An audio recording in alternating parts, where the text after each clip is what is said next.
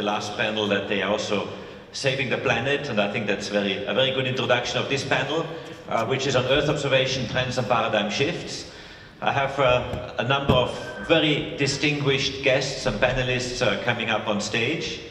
I will introduce them in a minute.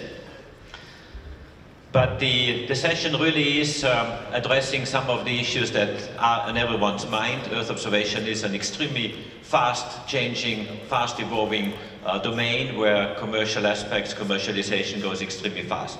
So therefore we are having a special topic, a special session which really addresses these issues of how the commercial part interacts with the public side and what the commercial elements of new space, as you would know them, or this language, Space 4.0, would be like. So I'm very proud and very happy to introduce the panelists. Robbie Engler. Robbie Engler is co-founder and chief strategy officer of Planet in the United States, but he's also the managing director of Planet Europe, having his base now in Berlin and expanding from the US into Europe. Planet, there's no need to introduce the company, extremely well known, one of the pioneers of new space and Earth observation, currently having about 190 satellites, Dove satellites in orbit, and really being one of the first and most significant players in this domain. Then we have Nicola Zaccheo. He may not be as well known as Robbie Engler, but as important as the Planet activities they are, and I've recently witnessed this myself when I visited their company in Mola di Bari, which is a company coming out, I'm not saying from scratch, but a relatively young company, also building satellites in the slightly higher weight class, 50 kilos to 300, 350 kilos, but also addressing a market which is very fast emerging, and he's the CEO of Citael, which is this company. Then I introduce Brendan Buffler, manager of Amazon Web Services Research Cloud Program in the UK, and he really is the one who is using the data and offering services, especially for research in the cloud, in the Amazon cloud, and is really pioneering many of these aspects here. We had the pleasure of having Brendan with us in Esrin recently, where he was giving a very interesting talk, and many people have been coming back to us and saying that this was also one of the highlights of this event. And then I have somebody who is not on the list originally of the program, but who actually, if I tell it to you, agreed 5 minutes ago to come on stage because we had somebody else foreseen originally who cannot make it, Peter Platzer from Spire. But Peter Platzer is currently undergoing a US passport procedure. He's getting the US passport and therefore cannot leave the country. So of course he apologizes for that. But we found a very good replacement who is Gregor Milczynski. He is the CEO of Synergize, which is a company based in Slovenia, a very also young company, also working on the data access part, working, by the way, very close with Brendan and Amazon Web Services to make Sentinel-2 data, but also other satellite data accessible to a large audience in a very user-friendly manner, and you will say that in a few words. So what I'm suggesting, how this panel is organized, we have exactly 1 hour, because sharp at 45 another panel is starting. So what I asked the panelists to do is to give about a 5 minutes introduction of their activity and who they are and what they do. And then afterwards we of course go into the question mode, and I really would like this to be an interactive panel. So you are the ones asking us and challenging all of us on what we say and what you hear from us.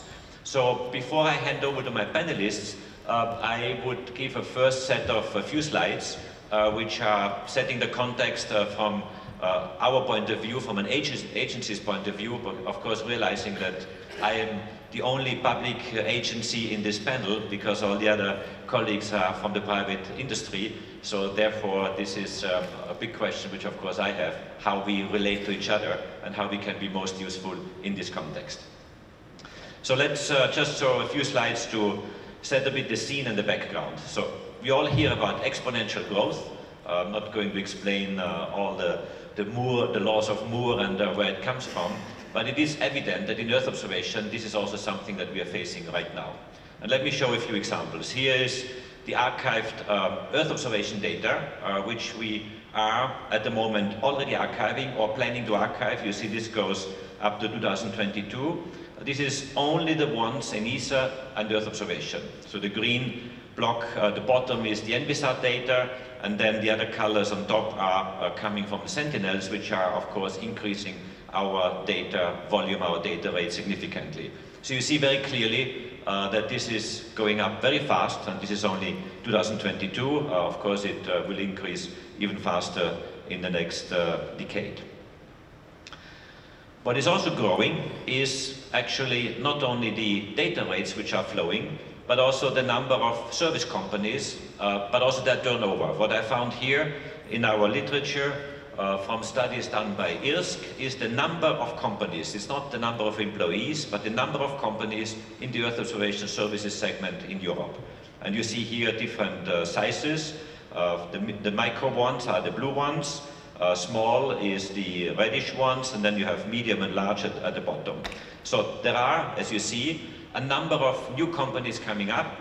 They are micro meaning less than 10 people, who are really increasing largely over the last decade. These numbers go from 2006 to 2016, so basically the last 11 years. And of course this does not, as I said, is not the number of employees, it's not the turnover, but it's one indication of the business as it develops. But the turnover itself is also increasing steadily from the same group. They are predicting about 10% per year annual increase of the evaluating sector in Europe of these companies. And then another factor, of course well known and many times cited in various articles and newspapers, is the growth of satellites. These are the figures as you know them. 160 satellites have been launched above 50 kilograms from 2006 to 15. This number more than doubles in the next decade. But what is, of course, more remarkable, very remarkable, is the number of very small or smaller satellites below 50 kilograms, which is over 6,200 in the next decade. So these numbers are growing and almost exploding, as you see that this is really the trend that is following us. What else is quite remarkable is the whole domain of big data analytics, artificial intelligence, machine learning, deep learning. So to really extract from the huge volumes of data the right information which you really need for your purpose. It's not good to have all the data. Of course, it's good to have all the data, but they're only useful once you get the right elements out. So this domain of artificial intelligence will now enter the classical Earth observation domain, and this is something where I see a huge potential for improvement, not only on the data access part, but even in the interaction of space segment, ground segment, and of course data analysis, because it is an integrated system where this has to be integrated, and there's a lot of work coming up, in my opinion, and a lot of research will be done. So what is ESA doing? We are typically building satellites, as you know very well. But also we have been really looking very seriously how we can address and how we can best interact in this domain. So we have, I'm director of ESA Earth Observation since 1 year now. After preparing the ministerial conference, which was at the end of last year, my next topic or focus was in reorienting the directorate and seeing how we, Earth Observation, as one directorate out of a few, can best respond to these challenges which are there outside. So we organized a nice seminar in Esrin, and some of you have been there and actually speaking, and have really created, I would say, good feedback and good awareness of the issues. We also went with our management trip to Silicon Valley. We visited some. Planet was one of the companies visited, which was extremely interesting, and really seeing it hands-on is quite remarkable. And I've reorganized the directorate, so I've created a new department called Future Systems. And within the Future Systems part, there is a PhilLab, which is an open playground where ideas can be brought in from outside, which are completely new, which we're not doing yet, and should really disrupt our thinking and also our way how we are working. So this is really something that I'm very excited about. The PhilLab only exists since the 1st of July. We are building it up now, and many of you, the panelists, but also in the audience, I hope to interact with you in this context.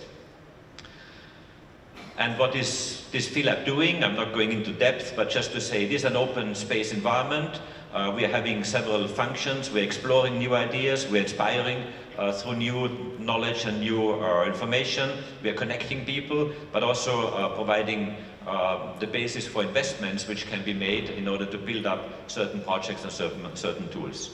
Of course, I should say and put this in context, don't forget the substance of ESA Earth observation is always to build satellites and major missions, which is our classical business. And for me, I'm not going to explain all the satellites, but just to say that we are having 28 of those in development right now, which is actually the largest number ever in ESA Earth observation. They are large satellites compared to the ones you are probably talking in a minute.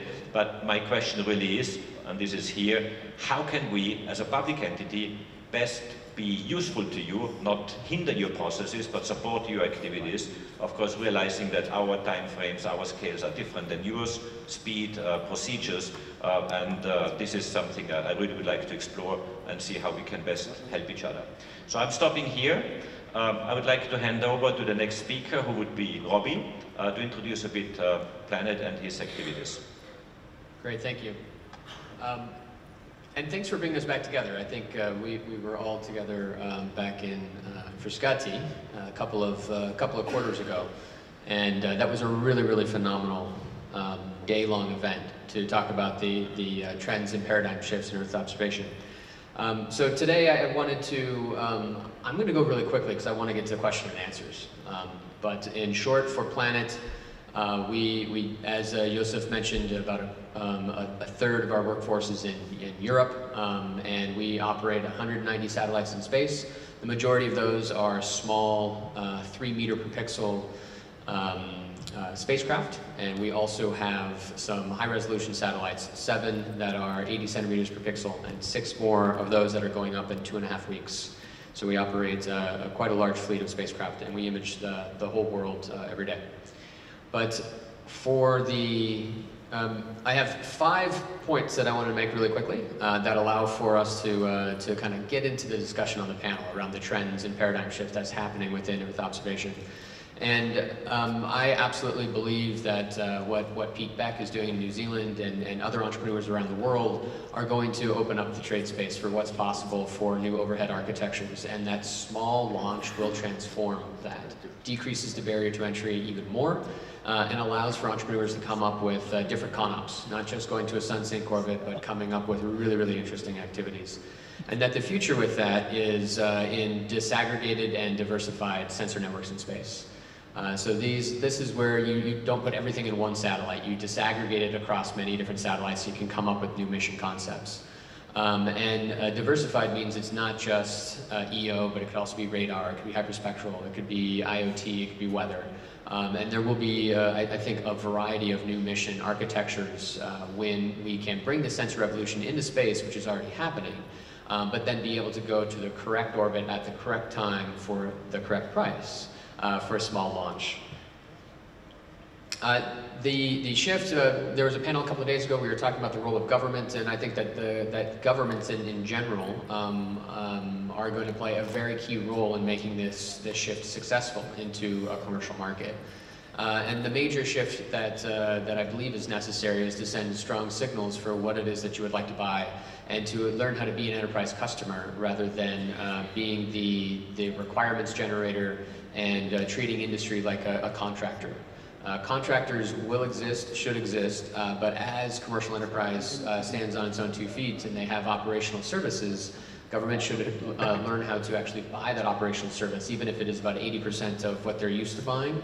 There may be few more axes of utility that they would actually get in doing that in a new way. I think we will talk a lot about this with the people on our panel today, but for EO in particular, the thing that really kind of has unlocked this is the commoditization of storage and compute and cloud computing capabilities. Then also a lot of the open algorithms over the last 5 years have exploded around computer vision, so extracting insight into images. And then using the vast amount of data that is created in order to come up with machine learning algorithms. And get to the point where you don't you have a different workflow with respect to consuming geospatial data, where you get alerts and information feeds and come up with new products and services.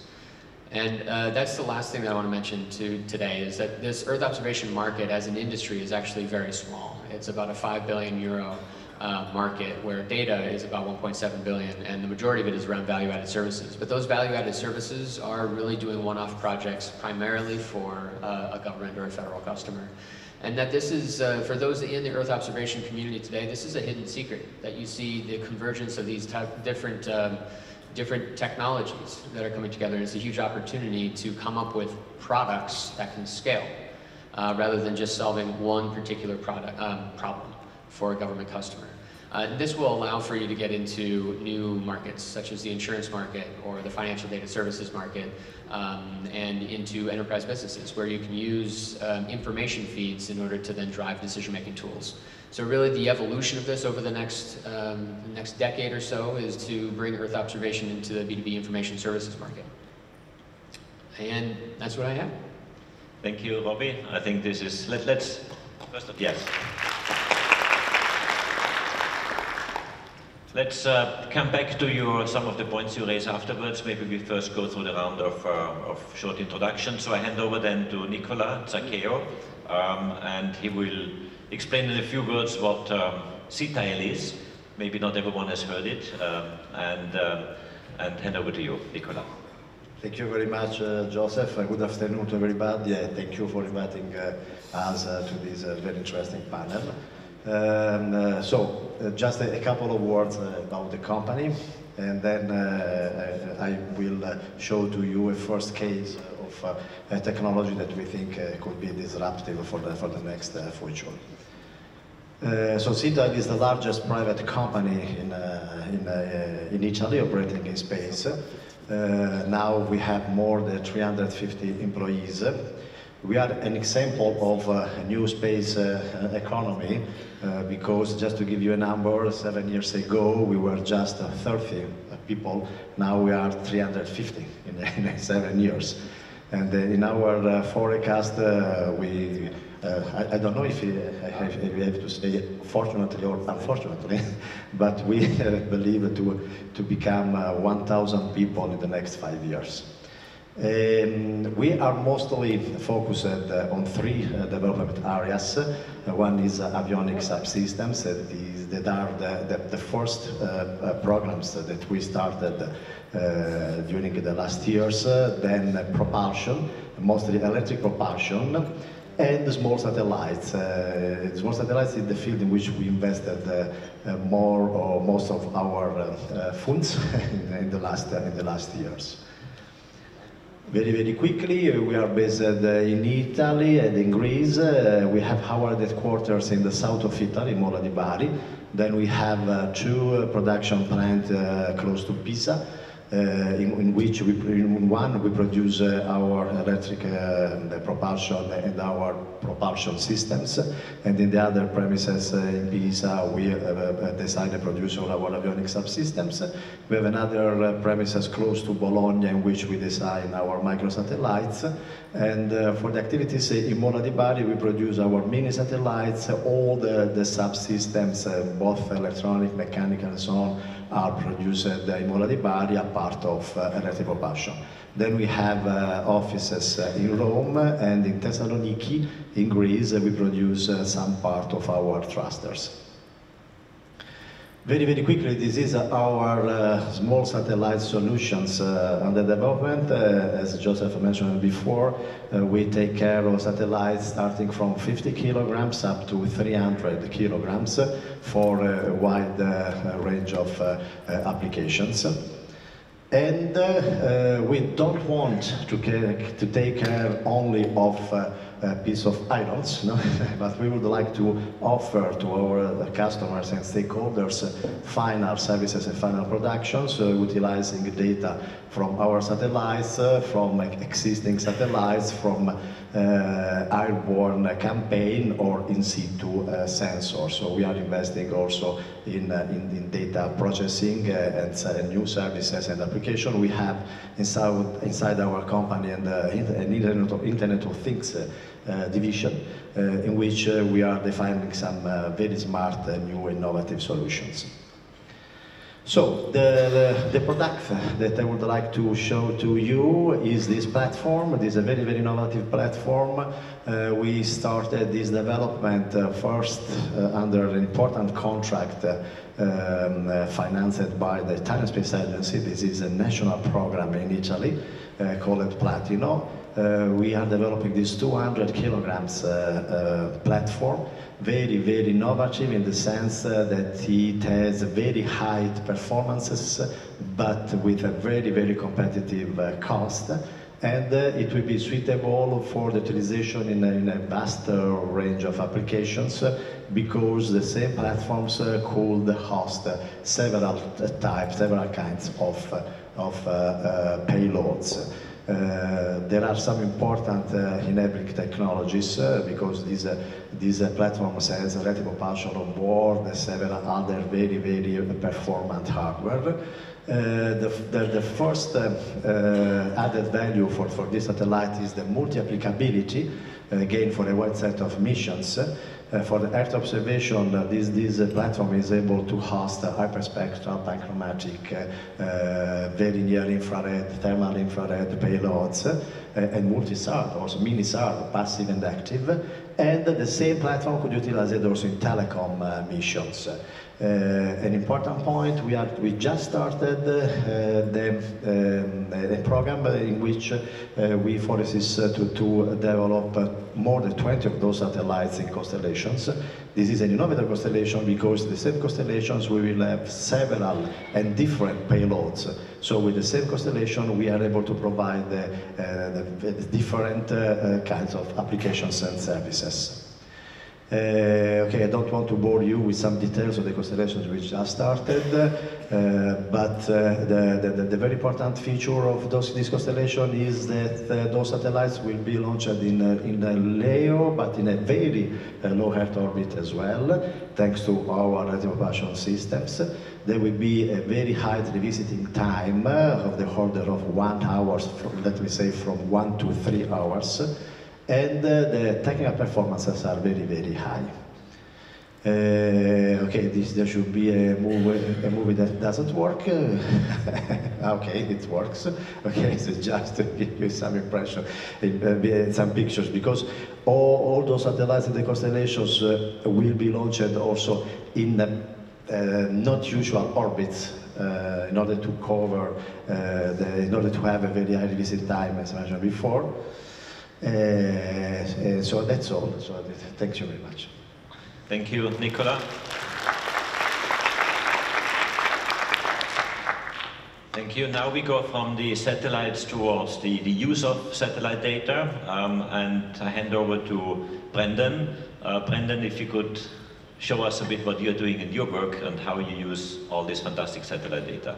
Right. So I actually feel like I'm working in the petri dish where all of this, this Cambrian explosion of species inside the EO market is happening. So first, thanks for the invitation to come back home to represent the European office of an American multinational company back in Australia, where I come from. So nice to be back here.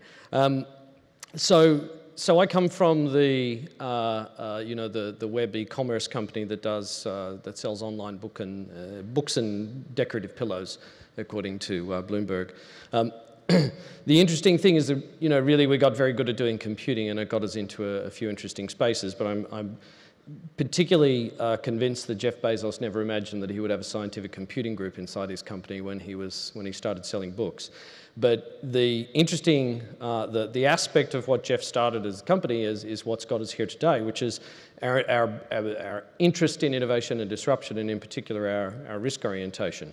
And I want to talk about that because I think it's actually important to the EO market. So I'll credit Aristotle for this. It's the scientific method.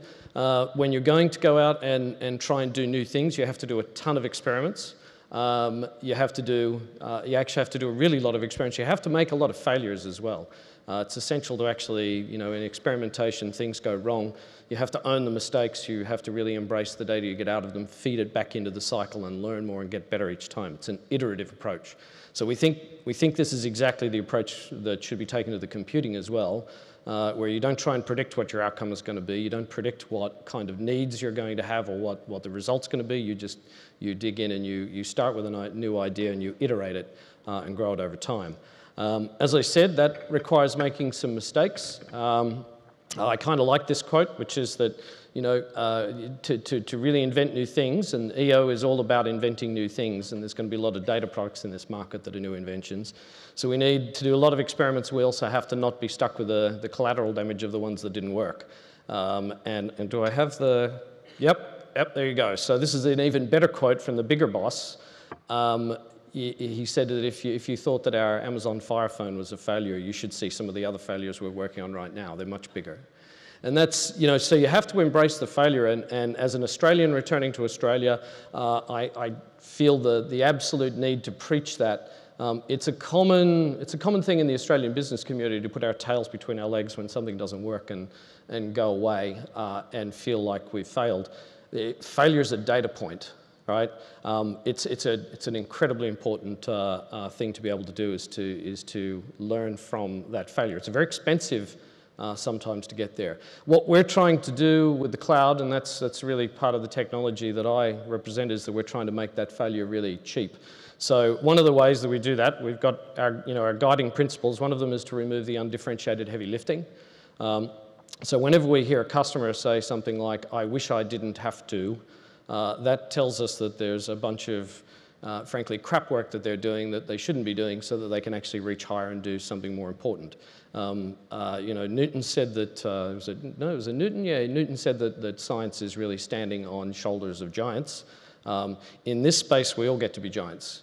So we can be the folks that are supporting some really basic infrastructure, and then you can focus on your task at hand. So it's a big deal for us to remove the undifferentiated heavy lifting. So if we were all generating electricity every morning in our backyard by shoveling coal into a furnace, so that we could turn our electric toothbrushes or shavers or whatever, we wouldn't get very far each day. So being able to actually just give up some of these things, get some specialist folks to do it, industrialize it more to the point, is important. We do that. We've industrialized building data centers and offering services out of those things. So we do it in a crazy number of countries now. We've got 44 availability zones. I mean, you can see the map there. There's still countries on the map that we haven't colored in, and we're rapidly trying to do so. So we're building stuff out all the time. Public data sets and the importance of this, and it gets back to one of the important things in this particular space. We've been doing a lot of public data sets, sharing of common data in the genomics field for some time, and a couple of years ago we decided to get into trying our hand at seeing if we could save a lot of customers the problem of owning data in the Earth observation space. And so we did this with Landsat in partnership with USGS. We loaded up a whole bunch of Landsat scenes from Landsat 8. We put it in the cloud, and within about 9 months we'd had 1 billion hits on that data set. And that actually told us that a whole lot of people really wanted to use that data set before, but they were previously not able to meet the necessary and sufficient condition of having a spare petabyte of storage laying around and knowing somebody at NASA to speak to get their hands on it. So this was an experiment on our part. It's one of the ones that worked, but still it's not perfect. We're making it better over time. I'm very happy that to say that we're also doing the same thing with Sentinel-2 and now also Sentinel-1, and that's thanks to Gregor doing a lot of work there, and thanks to Robbie's company for maintaining the Landsat archive that we actually host. So these are important things. If we all have to go and own a copy of the data just so that we can do stuff, we're basically just owning a copy of the data. You don't get insights out of the data by just possessing a copy of it. Owning a library full of books doesn't make you smart. Reading them might. And so it's actually the processing of the data that's going to give us insights into the world. And the processing is really what we have to unleash. So those are the Precambrian explosion of species that we're looking for. So once that data is in a shared place, you can do some rather amazing things with it. So I've got, you know, the other, and this is the other, I think this is the other really, really key principle here. We don't know what the answer is. You guys do, and so, or you might, but you might only if you start designing new algorithms, getting out there and contesting them with each other, trying some crazy ideas, and seeing where that goes, and improving upon them and being willing to make some mistakes and learn from those and process them back around. It's incredibly important. So, you know, we've obviously we're actually really just humbled to be able to support a lot of folks in this market. Digital Globe have pulled in 115 petabytes of data from their, you know, from their own private archives, and in fact we literally had to give them truckloads of disks to pull it in. To ingest the data. There were 18-wheeler trucks that could carry 11 petabytes in each one. It was a bit of an insane mission. But there, you know, there's a whole lot of data that they've now got inside the cloud. Again, Sentinel-2 data that Synergize, Gregor's company, is actually managing for us in the cloud. All of this stuff is available freely. So if you want to process on Sentinel-2 or on Landsat, you can get your hands on it for nothing. And what that means is that instead of having to have that petabyte of storage, or that, you know, which probably comes with about a $500,000 budget, you can have a $50 idea and give it a try. And so that radically lowers the cost of doing an experiment. And so if you go back to that original picture that I showed, the Aristotle scientific method loop, we can go around that a lot faster and a lot more cheaply and do a lot more experiments.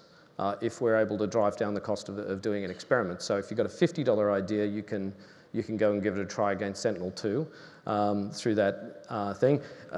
Synergize with 5 people have built this service on top of, they've built the Sentinel Hub on top of that public data set. So not only are they managing that data set, they're building services on top of it as well.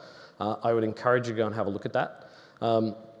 EOX have actually, and this is really an interesting thing because we're now starting to see the development of an entire food chain here. So EOX is actually using the services from Synergize in order to create another derived knowledge product, right? And that, you know, this is a common thing. We do a lot of work with, you know, back home we do a lot of work with Transport for London. And it turns out, you know, they publish a lot of data about their transport network in London. A lot of folks are building applications to consume that data.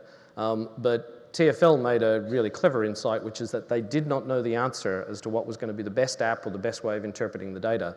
So they put the data out there and just encouraged people to come and experiment with it. And we actually see a food chain of API services deriving from that data.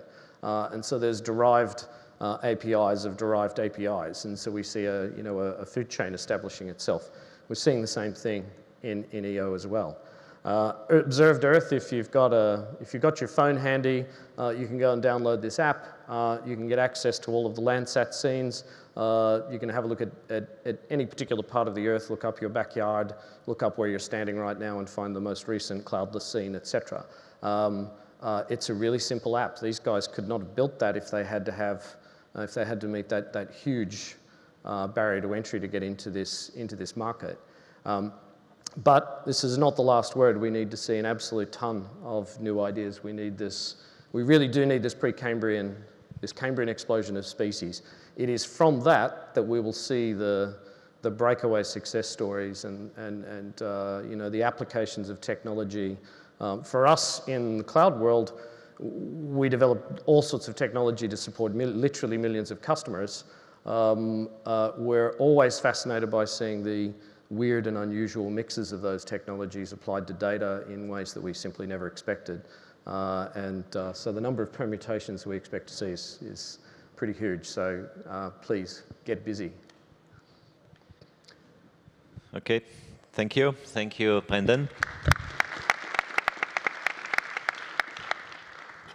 And as I said at the beginning, we have one more speaker whose name tag is handwritten because he has stepped in the last minute. And literally, when I walked up on stage, he said to me, "Joseph, I think I should be on this panel." And I said, "Yes, you're a private industry. If you're ready to go for it, go for it." And here he is, Gregor Milczynski. He is not having slides because he just stepped on stage.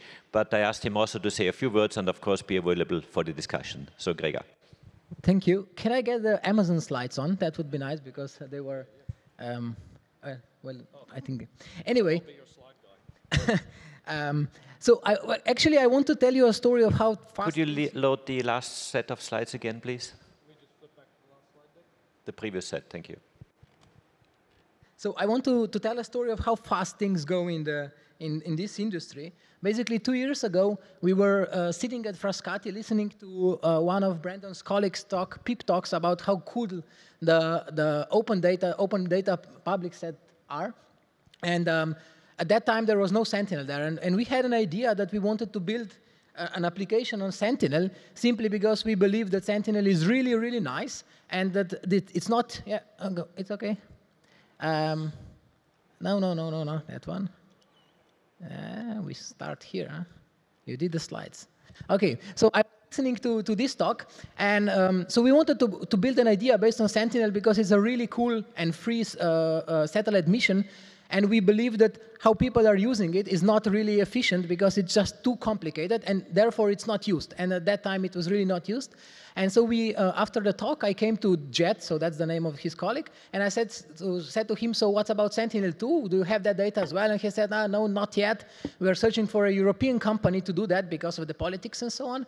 And I said, we are a European company, and we have this idea, and we had even a brochure about what we want to build. And he said, oh, okay, are you sure? He never heard about us.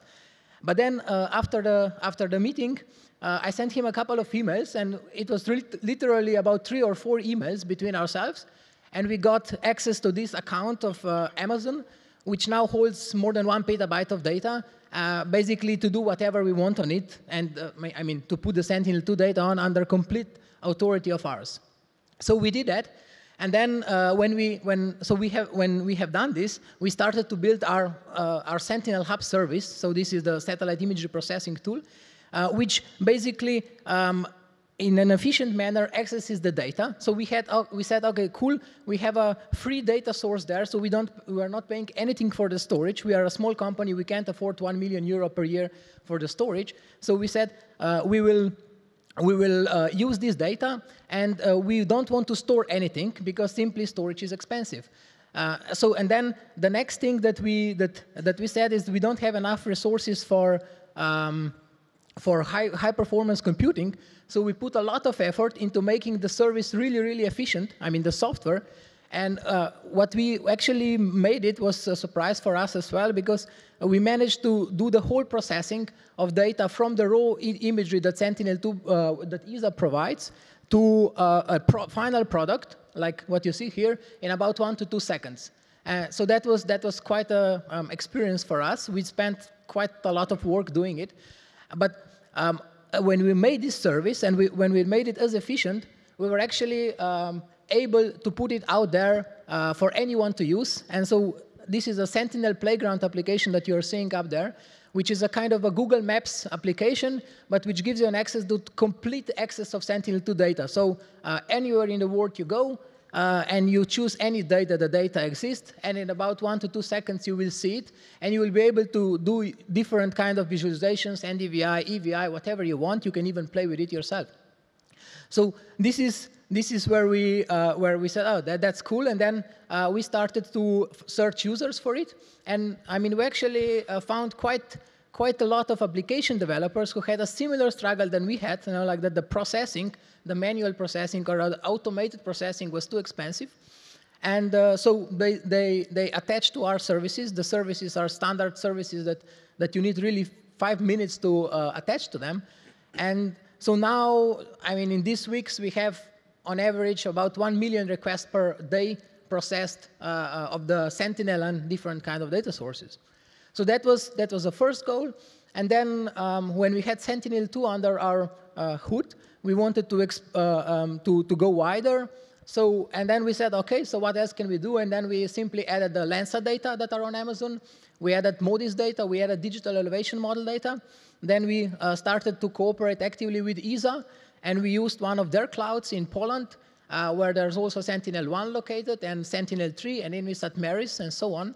And basically now you can, in one platform, website, literally a website which is available for free for anyone, you can go and explore a couple of petabytes of data in a matter of seconds. So this is where we came to now, and we can really efficiently process let's say one scene or a couple of scenes or whole world. And now we are going the temporal, because this is, I think, where the future goes. If you want to do something useful with the remote sensing data, you need to compare how things evolve through time. So we are now able to process maybe 3 months, 6 months of data. This takes a bit more than 2 seconds, but still it is in seconds. And then when we finally make this operational and production, we started to work on the machine learning, because there's a simple thing is that there's so much of data out there that there's simply not enough people to look at it. So the only efficient way to work with this data is to have a computer doing it for you and then to alert you to the things that are really necessary. Thank you very much. Thank you, Gregor. So you see, this is where the future points. So what we have now is the floor open for questions. So I invite everyone to ask. If that is not happening immediately, have prepared a question. Maybe we can go to the next slide, which actually is one of those questions I'm sure everyone has in mind. If I would ask you, and I would probably ask all 4 of you for a very short, quick answer, what do you think would be the most innovative product of your company or your activity, say, in the next 5 years? Let's start with Nicola. Thank you, Joseph. Actually, I already showed to you the products that we consider the most innovative in our next 5 years. I mean, these particular platforms utilized in installations. You know that the most important features, apart from the technical point of view, are also some related to the mission itself, the capabilities to have several payloads. So we defined a sentence, we have a sort of multi-missions inside one mission. So a constellation of several satellites with several payloads, several data, several applications, and several services. And in very, very low Earth orbit, one very disruptive technology is a new thruster that we just switched on. Is a thruster able to operate in a very low Earth orbit, I mean 160 kilometers, because this thruster utilizes the residual gases present on the atmosphere, so it is able to work without propellant. No? Allow you to have these platforms in a very, very low Earth orbit. Thank you. I think that's very exciting. I can confirm that the thruster approach of this company is revolutionary, and one of our best engineers in ESA was, remember, having a very vivid debate on this concept, and this is really good. Maybe just to add on before I go over to Robbie, what you are proposing is technically fascinating. What is your business model? How are you selling these satellites, or you want to run them on your own? What is your business model? This is a good question. Actually, we have both of those models. To be honest, we started a lot of activities thanks to the agencies' contribution that continue to give us an important support. But the new constellation that we just started to develop, we think to have some of satellites developed by us, and so we will sell just the data and the application. So the satellites will belong to ourselves. So we will utilize both the models. Okay, thank you.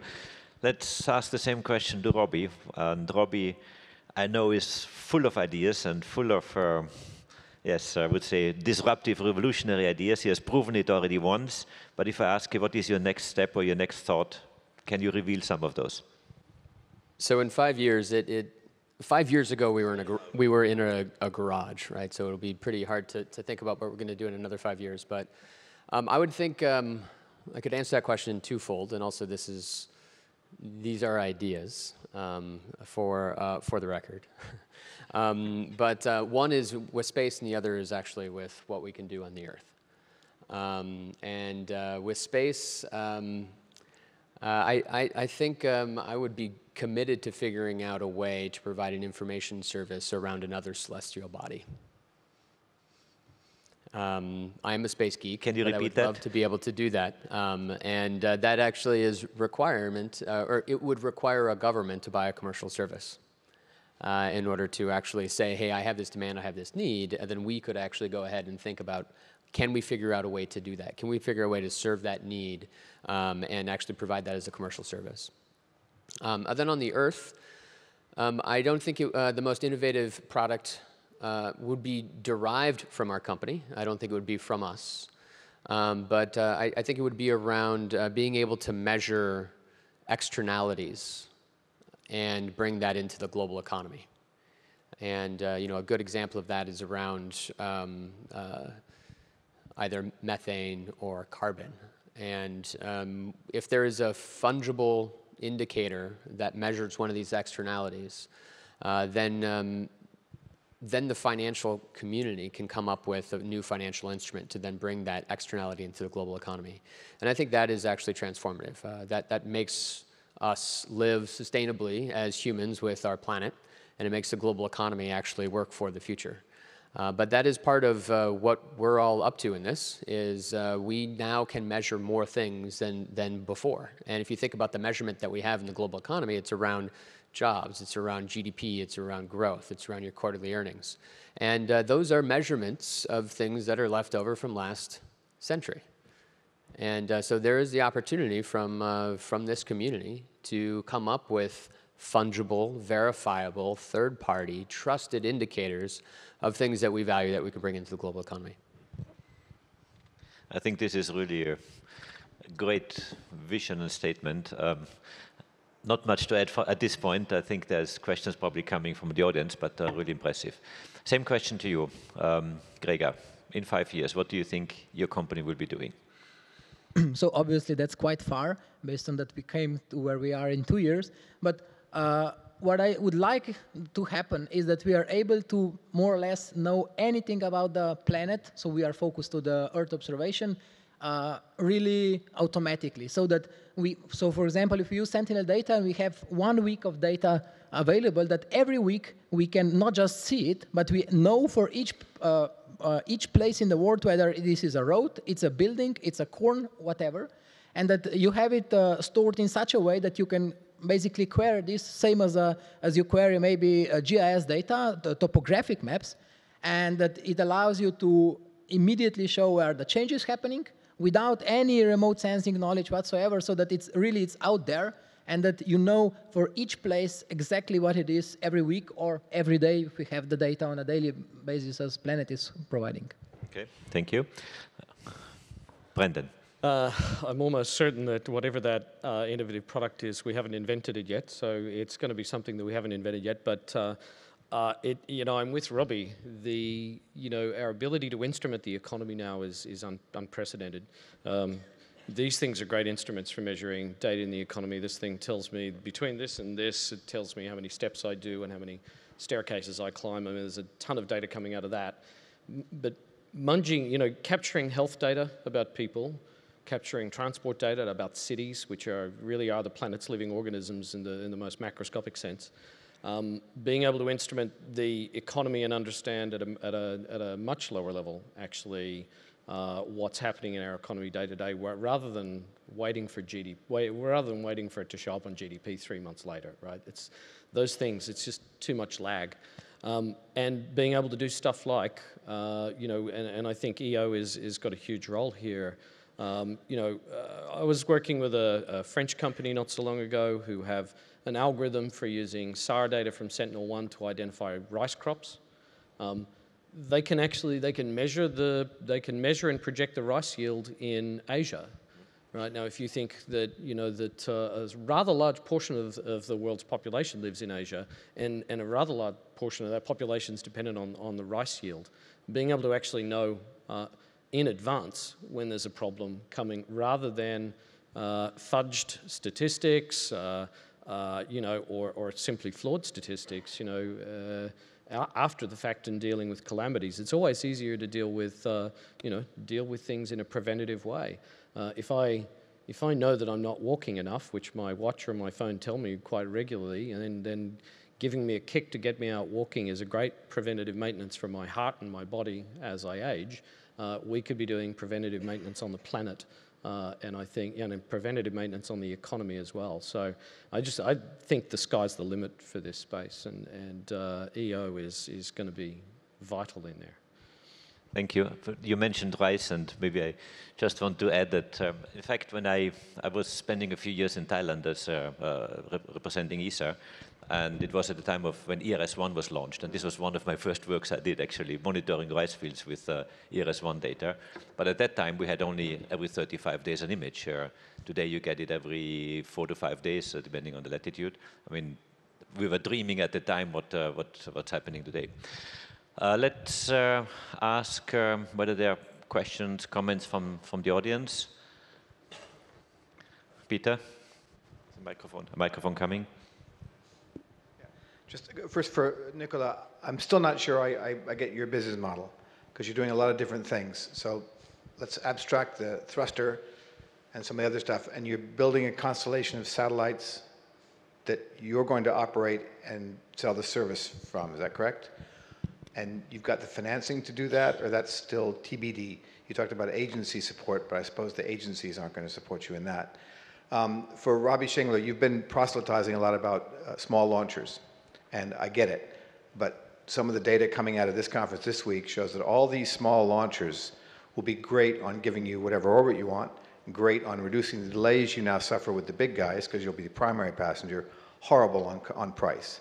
Between double and triple the per kilogram cost that you're paying now. And that's what these guys are forecasting, because most of them aren't in service yet. You ready for that? And for AWS, do you get the feeling from people like Joseph that the disquiet among some people in Brussels about having the cloud services principally provided by US companies is dissipating? Are they okay with that right now? Or they still think that represents over time a strategic problem? So thank you to answer to my question. So CTIL belongs to a holding called Angel Investment, and we utilized mostly private funds for our R&D activities for innovative solutions. But we utilize also public funds for some technologies developments. And for instance, the platforms I showed to you has been firstly financed by the Italian Space Agency. The European Space Agency support us as well in several other programs. But we are also investing our own money, because we are business angels as well. So part of the capital rise by public but other by private funds. Does this answer your question? Yeah. Incredibly, no. So where are you on that process? Can we get the microphone back? Yeah.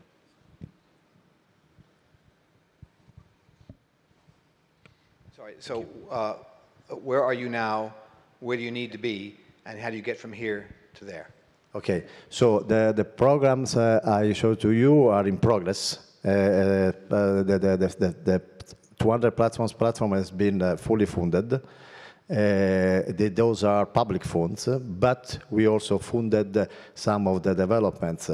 Some of the thrusters we have been completely funded by us. Also the qualification campaign have been funded by us. So the roadmap I showed to you, apart from the 300 kilograms platforms, are programs currently in progress. Some of the devices and the hardware have been already launched. So everything I showed to you have been, right now, have been covered, financial covered. Thank you, Nicola. Brendan, the second question of Peter to you on the, I think it was related to the EU and the fact that data are hosted on, let's say, non-EU clouds. All right, well, maybe I just say one point.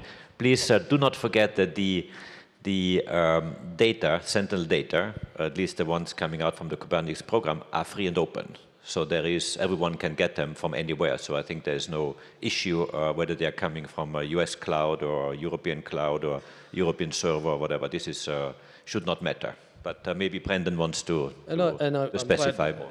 I'm glad you said that in that way. It's I'm not sure I know about I'm not sure I feel the same friction that you're projecting or positing there. Our business growth in Europe is very strong.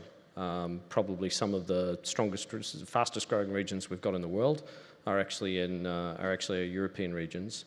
We just announced we've got 2 regions in Europe, and we've actually 3 regions in Europe, and we've just announced another 2 in Stockholm and Paris. So, and then starting to get off the borders of Europe into the Middle East and so forth just recently as well. So we're expanding all over the place, but Europe is very, very strong for us. I'm not seeing any of that reticence at all, and as Joseph says, this is what we're providing here is a computational platform for millions of customers all over the world. And they are international customers. I'm an Australian working for the UK arm of a multinational company. I feel like I've got a foot on every continental landmass some of the time. And I think Europe is actually the perfect place to do that very international type stuff. So my team, we head up I head our scientific research cloud program out of London, and that's where we headquarter that activity for the company. So, our commitment in Europe is strong. I definitely don't see any of that friction. Thank you, Brendan. I'm just looking at the watch. I would love to go on for much longer. In fact, we have prepared another question, but I would rather prefer questions from the audience, if there are. Sorry, launches. Sorry, Robbie. So, yes, we are prepared to pay for operational services. We've signed operational contracts at a certain rate. I think we will see innovation in business model. It just won't be dollars per kilogram. Some people will probably want to be able to pay a premium to be able to go immediately if they need to, and some will probably pay a lot less if they bulk purchase and they are on a steady, regular cadence that can be bumped. So we will see an innovation in business model, not just dollars per kilogram. Okay. One last question before we have to conclude, unfortunately. Yes? No, sorry. I thought I saw a hand, but it was... Yes. So you are all big emerging employers. I was wondering where you were looking to get your skill set from. Could you please mention your name just to... David Michelin. Okay. Did you ask where did we get our skill sets from? Your employees. So where are you looking to get your best employees? Oh, wow. Where do you find your people?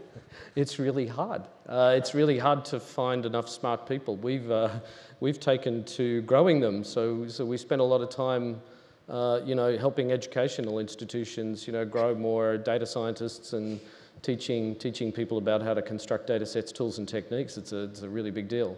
But that's also part of our responsibility for just helping to grow the broader economy. I came into this from, completely by mistake, right? I have a degree in physics. Most of the time I've used my physics for experimenting with my body on bicycles and breaking bones. I'm still alive. But I came into this field quite by accident. I actually suspect an enormous number of other people are going to come about it by accident as well. Where we get our folks, I think there's a lot of mixing of the tech sector and other places now. Robbie, I think you've probably got a lot to say on this as well. Mainly through university programs. So we have a very active working student program in Europe and an internship program in America. That's where we actually get a lot of people. Then part of the reason for where we are located, if you see we are a relatively small company with 9 different offices, we're there because that's where the workforce wants to live. And in Italy, I remember that you were coming out of the Italian economic crisis. Being able to recruit Nicola graduates, was that an issue? How did you manage to grow so quickly? Sorry, I lost the... You were able to recruit very quickly. Yes, we are not able to recruit very quickly. It's not so easy. Actually, most of our employees have been trained by ourselves. I mean, they started to prepare their PhD thesis with us, and also the after PhD training. We are very, very active with all the universities, not only in Italy, but also in Europe and outside Europe. We just, Mr. Andrenucci is present, that's present here, is the head of the propulsion division. He's a professor in the University of Pisa. And before to start this panel, he met one of his students that is from Australia. So we have this international network. Thanks to this network, we can recruit since the beginning very big talent, because we need talent. But unfortunately, the process is not so quick. Okay, I'm very sorry, because it is 45, so we have to conclude here. A big round of applause for all the speakers. Thank you very much.